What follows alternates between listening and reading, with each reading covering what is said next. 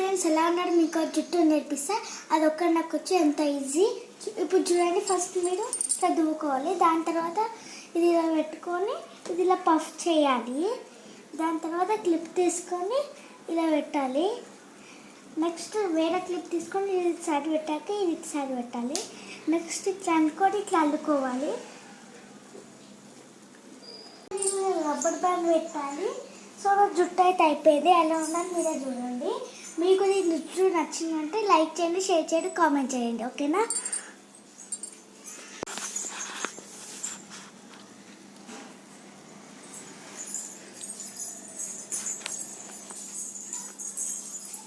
Like చేయండి, share చేయండి, comment చేయండి, సబ్స్క్రైబ్ చేయడం మర్చిపోవద్దు, గంట కొట్టడం మర్చిపోవద్దు. మా జుట్టు ఎలా ఉందో మీరు కూడా వేసుకోండి. చూడండి.